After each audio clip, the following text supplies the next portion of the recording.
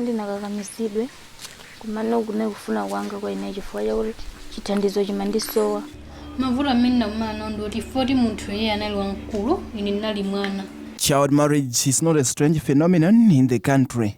Blamed on many factors such as cultural beliefs and poverty, it is agreed that the vice has enormous, lasting effect on the girl child and the development of this nation. Neyo sezinali benefit nali wang'ono. Mindu ndio mwe nali inayovuta mandipweteka kwambiri. Nimatingaganisha ndachiphera sogoloseri.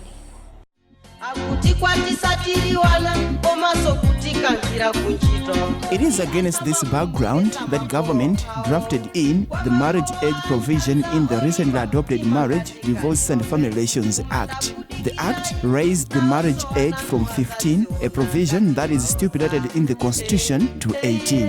The aim was to keep the girl child in school and protect her from the responsibilities of marriage at a tender age. And soon after its passing in Parliament, Minister of Gender, Children, Disability and Social Welfare Patricia Kaliati touted it as a magic wand that would end child marriages in the country. However, the provision in the Constitution still stands. It says, for persons between the age of 15 and 18 years, a marriage shall only be entered into with the consent of their parents or guardians. It is this inconsistency between the Constitution and the Act that experts such as Kanyongolo have problems with.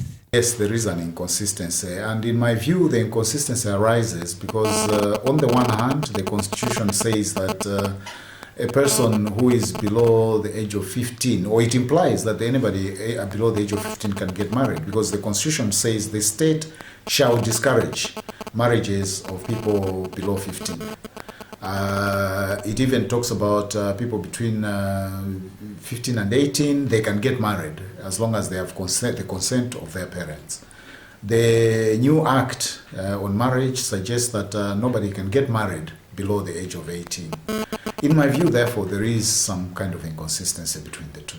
Another legal mind that shares Kanyongolo's perspective is Blantyre Child Justice Magistrate Esme Tembenu. Tembenu, while sounding happy with the Marriage, Divorce and Relations Act, expresses worry of the legal challenges that they are going to face if the lawmakers do not make the effort to deal with the disparity that exists between the Constitution and the Marriage Act. If we go to Section 138 of the Penal Code, that section is saying it is a criminal offense to have sexual intercourse with any person or a girl who is below the age of 16 years. Now look here. Here we are with the Constitution allowing a 15-year-old girl child to enter into marriage. And an act of Parliament, the Penal Code, is saying any man who has sexual intercourse or carnal knowledge of that girl should be arrested and charged with defilement. Now, if the Constitution is allowing this girl child to enter into marriage, what is that girl child going to do in the marriage? The obvious answer is sexual intercourse. Another question we have to take care of is, since the Constitution is the supreme law of the land, if a man marries a 15-year-old girl child under the Constitution, will our law enforcers be able to prosecute that man on a charge of defilement? But Secretary in the Ministry of Gender, Children, Disability and Social Welfare, Mary Shawa, suggests this disparity should not sidestep the fight against early marriages in the country. According to her, it is unhelpful to fight the law instead of protecting girl children. Maybe the Human Rights Watch video report of 2014 was right to blame child marriage in Malawi on our political leaders. In Malawi, there is no clear minimum age of marriage. The current law is very ambiguous. It has a lot of gaps. Child marriage is as a result of government failure to address the rights of women and girls. But Kanyongolo and Tembenu refuse to get sentimental on this matter. They insist that without harmonizing the provisions in the two sets of laws, Malawi will be faced with the prospect of people challenging the binding nature of the Marriage Act. This, they say, will be a shame. There are two options. If one wants to harmonize, either you can amend the Constitution or you can amend the Marriage Act, if you will. I think that amending the Constitution is quite difficult because that section that deals with marriages is Section 22, and in order to amend it, to change it substantially, you would need a national referendum. Whereas an Act of Parliament you can change simply by having MPs meet and vote.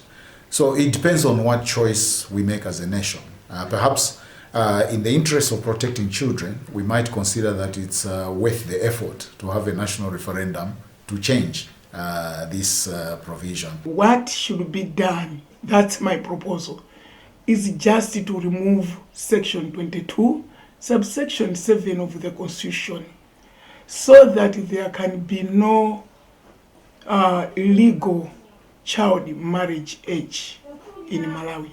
But as it is today, we have very, very serious legal challenges which we are going to face in the courts. The Marriage, Divorce and Relations Act was passed in Parliament and the President already assented to the bill. Meanwhile, according to Shawa, the Act is in the operationalization stage to ensure that all stakeholders involved in the implementation of the Act are aware of their roles before it is gazetted. Perhaps, as we wait for the gazetting, this is an opportunity to harmonize the two laws for the battle against child marriage to be won and won decisively in the country. Otherwise, it is unhealthy for the nation to downplay such an apparent inconsistency.